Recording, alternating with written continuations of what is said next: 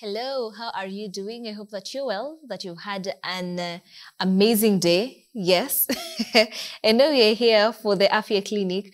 I know that you're, of course, used to having the Afya Clinic early in the morning, but today we decided that we want you to watch this because it's very important to get educated on our topic today. Yes, because the next time we're going to be having this topic, it's going to be a little bit different. So I know that you're going to be highly educated. And today what we are talking about is reproductive health. And reproductive health is very important for both male and female. Okay? So this is something that you're supposed to just sit down with your whole family and make sure that you be very keen, because for the next around 30-40 minutes, it's going to be a very educative session. My name is Kahugo, very happy and excited to be here. And today I'm here with Dr. Jemima. Yes, or Jemima. I'm so used to saying it Jemima, and it's supposed to be Jemima, but zote ziko sawa. All right? So yes, we are here with Dr. Jemima or Jemima. Karaoke? Jemima, right? Yes, Jemima Karaoke. And we'll be talking about reproductive health, as I have said before. So if you have any question, kindly use our numbers 0721 105 105 on WhatsApp or 23814, our SMS code, which is absolutely free. But of course, on my Facebook page at Rachel Kahugo, you'll find that poster, and on the comment section, ukiuliza any question right there, we'll be able to get it as well. All right. So karibuni sana. I'd want you to know who Jemima is, Dr. Jemima Karaoke. So let's get into the introduction, the guest profile, so that you'll get to know who we are having today on set.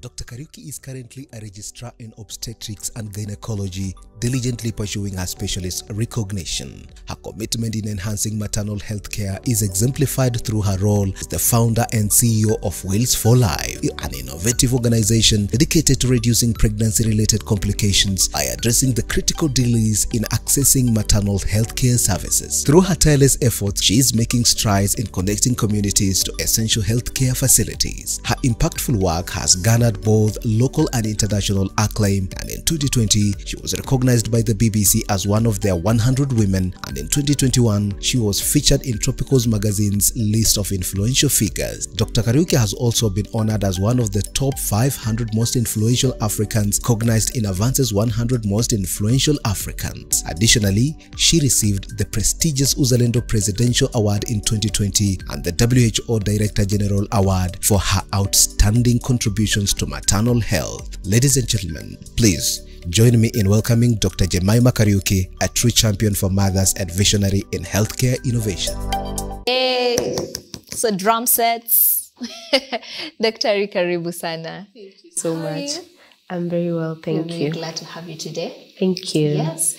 So, yeah, tell us about Wheels of Life. Hiyo sasa ndio niko interested nayo sana kwanza, before we get into the topic of discussion, because I know that what you're doing, you're not just doing it, you're doing it because it's your passion and you're doing it very well. So get your flowers. Unifanya vizuri sana, and as a society, we're really glad. Thank you. So tell us about Wheels of Life. All right. So Wheels for Life is a program that actually is now a social enterprise that really works on helping women. We want to empower the woman to make choices. Okay. Because we realize that for women to die, there's many studies that have been done. And anytime you're looking at maternal mortality or death during delivery, there are three factors. Okay. That they die because they don't make decisions to go to hospital early.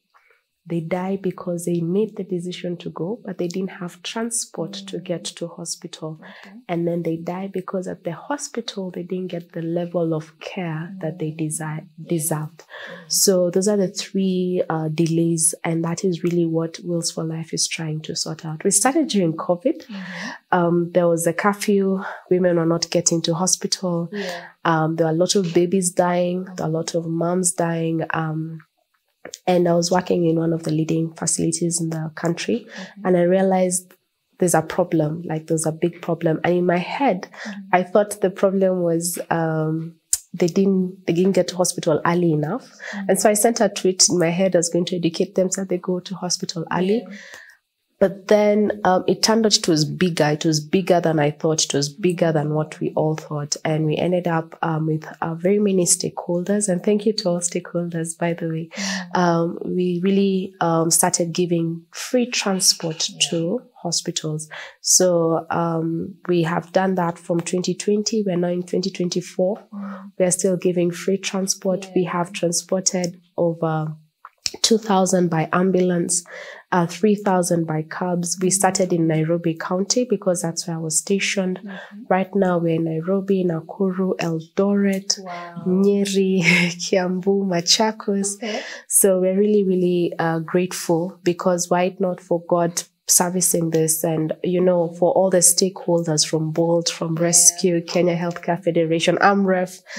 I really think it was by design that God made this work. And right now, we are focusing on education, because when you empower the woman, you empower the family. Yeah, so we have WhatsApp community groups that's supporting 2,500 women in Kenya, Uganda, Rwanda, and Middle East, some few. And then we have now an app that we use so that they can get healthcare at home, where they just call their doctor specialist, actually, so that they can get the help that they require. And it's been God, really. It's been God. Wow. And the app is? Wheels for Life. Wheels for Life. Yes, it's available on Google Play. We are trying to get it to iOS. Yes. Wow. Now, today we're talking about reproductive health. So in layman's language, what would you say reproductive health is? Reproductive health is really very important, as you started by, but it is the mental, emotional, and physical wellness as pertains the reproductive system. And it's important for both men and women. And we look at when you look at reproduction in layman terms, we mean perpetuating humankind. But there's so much more beyond that. We have illnesses that affect that region, cancers that affect that region, and a lot of mental issues also affecting that area. So when you see doctors or healthcare workers involved in reproductive health, we encompass all of that. Yes. Wow, perfect. Now let's first focus on the men. Because as you said, it's both for male and female. But as we talk about reproductive health, most of the people will just think, oh yeah, this is a topic for the ladies. But you said the men as well, they're supposed to listen because there's something for them. Yes. So what are some of the conditions that affect men in terms of reproductive health? I think the commonest would be sexually transmitted infections, especially for those who are polygamous or, yes. So those we get it. Yes. So sexually transmitted infections. We have reproductive health cancers, like prostate is actually a reproductive health type of cancer. We have benign prostatic hyperplasia, which is something that also affects men. They have urinary issues as well. And then we have also erectile dysfunction, or I don't want to say disability, but illnesses surrounding the erectile function of the penis. Then for the women? For the women, I tend to look at it organ by organ. So when you look at the ovary, we have ovarian issues. For example, we have polycystic ovarian syndrome. We have ovarian cysts. We have ovarian cancers. When you come to the tubes, we have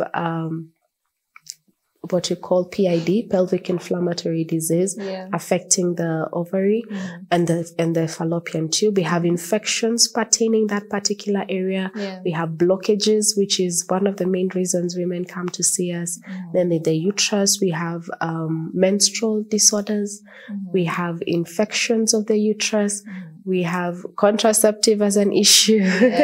And of course, we also have fibroids. We have AUB. There are a lot of issues surrounding the women. And then, of course, the cervix, we have cervical cancer. It's actually October. I think we're in the cancer month. So that's highlighting a lot of cancers. And then we have the vaginal tract and the common thrush. We have infections surrounding the vagina. and all that. And then one that we actually don't think about is that it may not develop well. So we have congenital anomalies surrounding the uterus. Yes. And what mostly causes the reproductive health, like the reproductive area, not to really develop well? Many factors. As the mother is during her pregnancy phase, in the past, we used to have a pesticide. It used to be called diethyl stillborn, DS, that caused a lot of congenital malformations in terms of uterine growth for the women and the babies and their babies' babies. So it went down 3 generations. So we have congenital anomalies of that nature, but it was gotten off the market by FDA about 1978. More than that, there are a lot of congenital anomalies brought about by genetic factors, or a hormone did not respond well during that fetal period. So, yeah. Okay. So what are some of the practices that both female and male would do to make sure that they maintain their reproductive health? Yeah. That's a good question. I think initially we need to look at the person as a whole person. Okay. So, looking at the person as a whole, the one first factor would be to reduce stress. Okay. Yeah, I know you didn't expect that one, but stress. When you reduce stress, yes. Stress actually releases a lot of hormones. That's stress-related hormone like cortisol that alters immediately the reproductive health because it negatively impacts it. Okay. So if you're stressed about getting a baby and you're not getting that baby, if you reduce the stress, you may actually get the baby. It's an interesting interplay. Oh, wow. Yeah. Wow. Okay. Yes. It's also very interesting because now this week, as you're watching, this week, on Wednesday, we'll be having our span talking about mental health. Yes. Now I feel like it's very timely. Oh, good. Yeah. Good. Yes. So, there's that. And then beyond stress levels is what you eat. What you feed your body is what will show outside the body. So, of course, eating healthy, reducing your processed foods, exercise, take the stairs. Yeah. Take the stairs, guys. Yes. Yeah. So eating natural, healthy food. I will really stress on the African meals because we're in Africa. Yeah. If you can be able to get that yam, that cassava, in fact, they're very good for menopause. Yam and cassava. Yeah. So if you're able to get those naturally, found foods, then the better. Kienyeji chicken and the likes you get. Beyond that, then would be regular checkups. You don't go to hospital only when you're sick. Okay. So some of these issues, for example, ovarian cancer, you find it so late is when it presents with symptoms and presents with issues that are not neither here nor there, bloating, for example, or abdominal swelling. So by the time you're thinking it may be something serious, your abdomen is like this. So as an adolescent, it's important for all adolescents to be taken through sexual reproductive health education. Okay. It is at that time that we need to tell them about cervical cancer and prevention because there's a vaccine.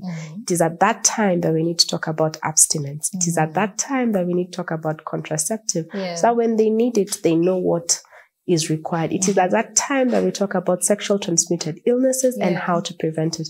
And the 844 system had a very good topic on STIs when we were young. I don't know about CBC, but that's something that was really key. So at the point of adolescence, it's important to discuss, and even the menstrual health. It's at that time that you tell them period pain is not normal.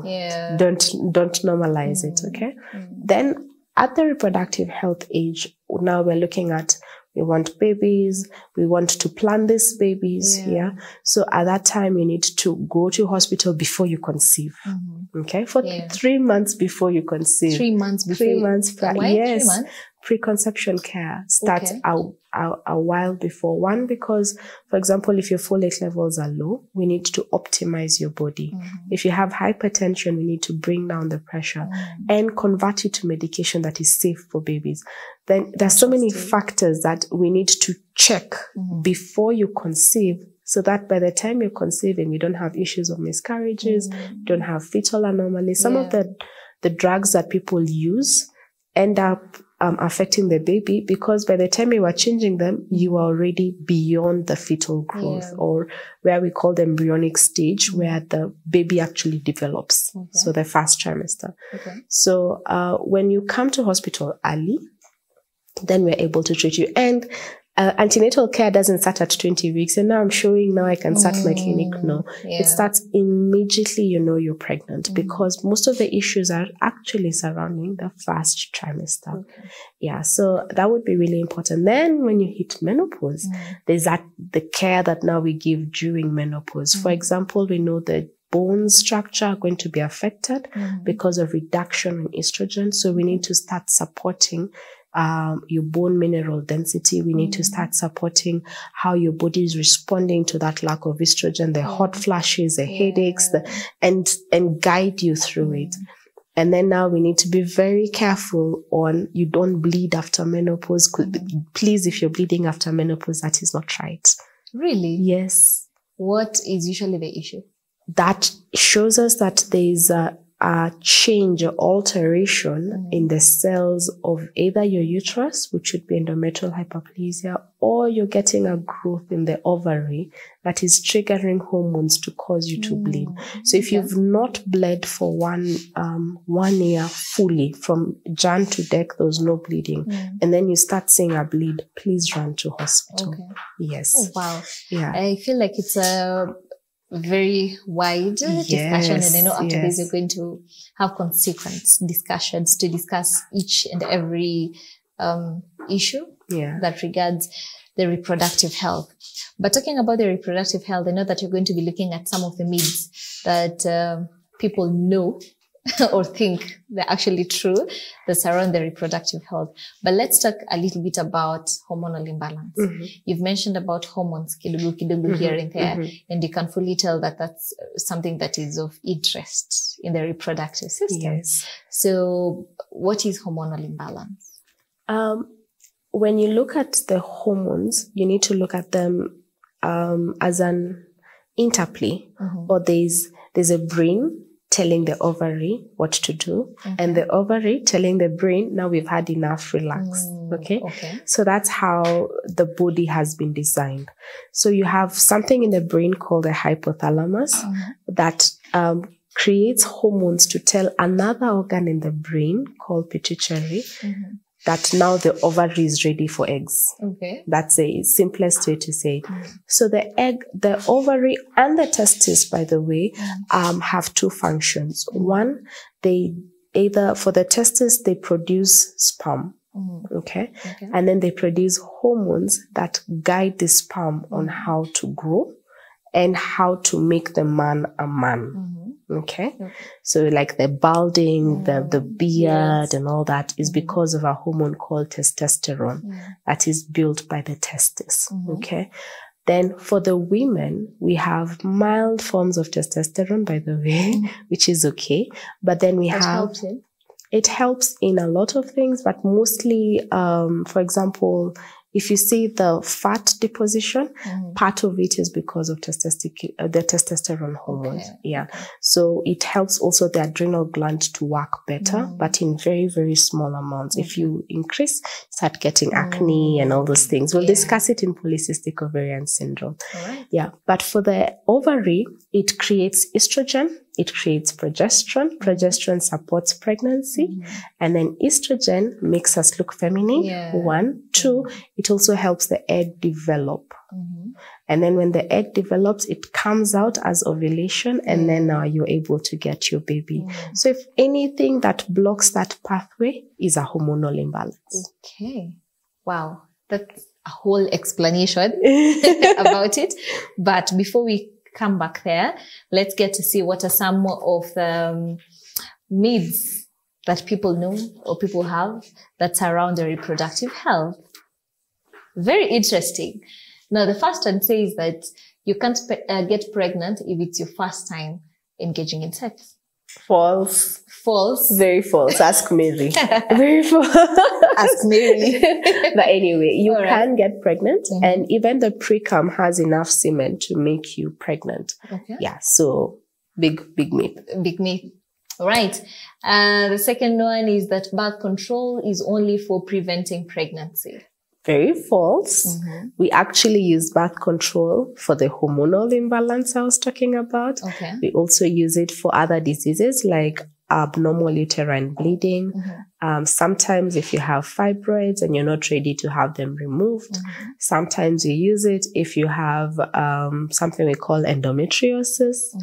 If you have something we call adenomyosis, we may use the birth control to regulate it. And birth control pills is not just the pill. We have other birth controls like the progesterone injection, the implants. We have the Mirena, which is very good. So no, we don't use it just for preventing pregnancy. Okay. Yes. But let's turudi nyuma tu kidogo. You say that you also use the birth controls for hormonal balance. Yes. Right? Yes. So how does that happen? Okay. So if you have that change that I was trying to talk about, the main hormones of the ovary are estrogen and progesterone. Yeah. So if there's any excess that is not working the correct way, then we introduce estrogen and we introduce progesterone, because the pill has a particular dose that we know is standard. That dose stops ovulation, and that dose is able to tell the brain, relax now, we are okay. So it actually reduces testosterone levels, it reduces that abnormal bleeding, and it actually now gives you a steady state, so that when you remove it, it's faster to get pregnant, for example, or you stop having abnormal pain and all that. Yeah. Okay.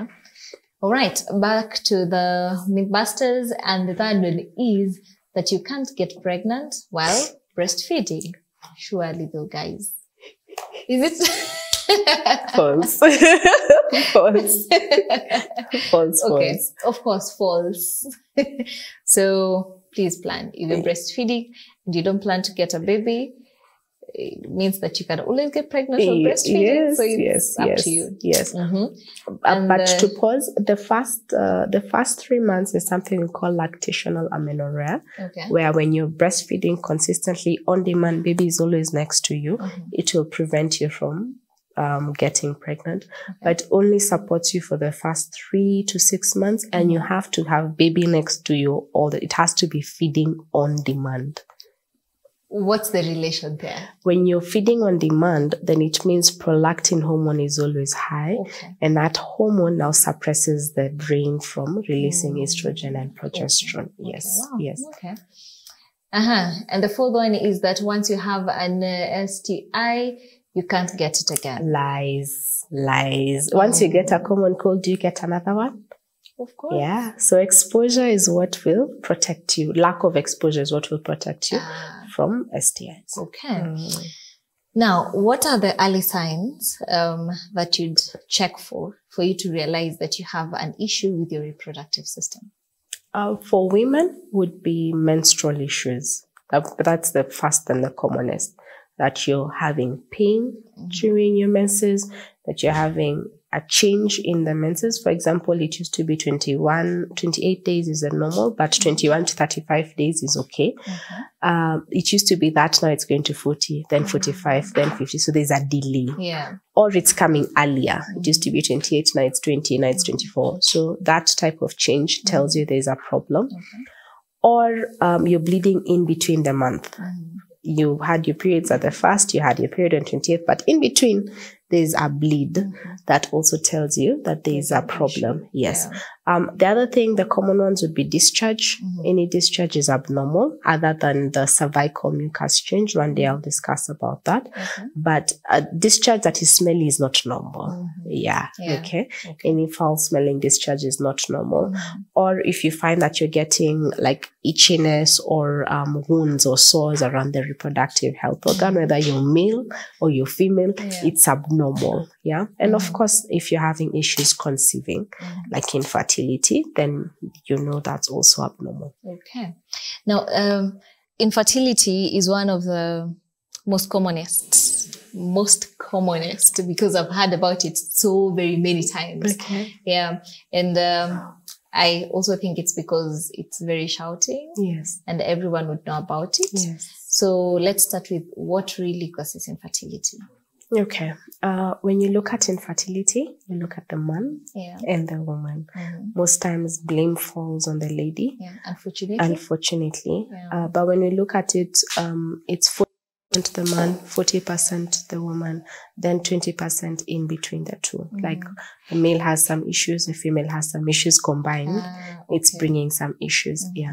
So there are many factors that can cause infertility from the men. Even trauma, you had a past trauma, you were playing football, something hit you, didn't realize, and then they got a stricture, it's blocking. So some of those issues or hormonal imbalances in the men, by the way, can also bring issues of infertility. For the female, again, we look at ovary, uterus, vagina, down. Yeah. So anything that is not correct is going to contribute towards infertility. Right. Yeah. I know we're going to be having a time where we talk about infertility, and I'm sure that would be our next sitting as we talk about infertility and generally pregnancies, right? Time is really not together with us, but you had mentioned about reproductive cancers. Also, another issue that is really common. What causes reproductive cancers? In general, generally it would be a change in the cell types. So for the cervix, either you had previous infections or something that has altered the usual state, and then that alteration causes a cancer to start growing. For the uterus, it would be high exposure to the end, like long time without bleeding. For example, if you have polycystic ovarian syndrome that causes delayed menses for a long time, you may end up having endometrial cancer. So high exposure to estrogen for a long time. For the ovary, it's a myriad of things. There are systems that you may have an abdominal cancer that comes to the ovary. You may have genetic types that in your family, you're predisposed to having cancer, so then you end up having it. You're predisposed to having breast cancer, so it comes with some reproductive types of cancer. So generally, we look at genetics, prior infections or inflammatory disorders that can now come and make your cells not work. But the common one that is cervical cancer, commonest by the way, cervical cancer is also the most preventable. Okay. Yeah, because it's caused by HPV, which is a virus, and we have a vaccine against the virus. So if you take the vaccine, you're likely protected from the cancer. Yes. Okay. Perfecto. So thank you so much for coming for this discussion. Najua tumeacha vitu zingine hanging, and you have so many questions. We are going to tackle all of them. Do not worry. So we're going to be having another sitting in the next 2 weeks. So this week we'll be talking about mental issues, mental health. So make sure you tune in. It's very important. Doc amesema pia that your mental health may or might in some way also affect your reproductive health. So we're going to be talking about that. But immediately after that, the next week, we'll be talking about infertility and pregnancies, because that's something else that's also very important. And also, in the same note, we'll also be answering all your questions. But for anyone who's out there, they have questions they'd want to ask, or rather they'd want to come for checkups, please give a number if you do have, and also your location. Mali wanaweza kupata. Thank you. Yes. So if anyone has a question, you can reach us on 0719 11 66 11. If anyone is pregnant and stranded, just stranded, they don't know what to do, they like transport, or they have a question, they can call us on 1196, which is toll free. Okay. But 1196. Okay. Toll free across the country. For my location, I'm found at CK Patel Building along Kenyatta Avenue, where Faulu Bank is, on 9th floor. We have a lift. Amen. Because, so please repeat the number again. 0719 11 66 11. 07 19 11 66 11. Yes. Right. Now you'll be having it on your screens so that you'll be able to call. Also, you've said for someone who's pregnant and they maybe want transport, there's a number which is toll free. Yes, which 1196. 1196. Yes. Right. So Piga, it is free of charge. So make sure you call usikwe stranded. Okay. Doc has mentioned that one of the reasons why many ladies are losing their babies or even losing their lives or delivery is not going to hospital on time, or rather not getting transport that is very convenient for them to get to hospital on time. Now you have a solution for that. Please make sure that you call. And if you're there, you need help, make sure when the pale CK Patel, 9th floor, and there's a lift. All right. 9th floor. And the hospital is Wheels for Life. Yes. Okay. Asante sana for coming once again. Thank you so much. We do appreciate Sana Daktari. Thank you so much. We're going to be having another session of this. Others, thank you so much for following and tuning in as well. I know that you've learned something from this particular discussion. It has not been in vain. Sawa sawa. So we'll see you on Wednesday. God bless you. God be with you. Enjoy the rest of your viewing. Bye bye.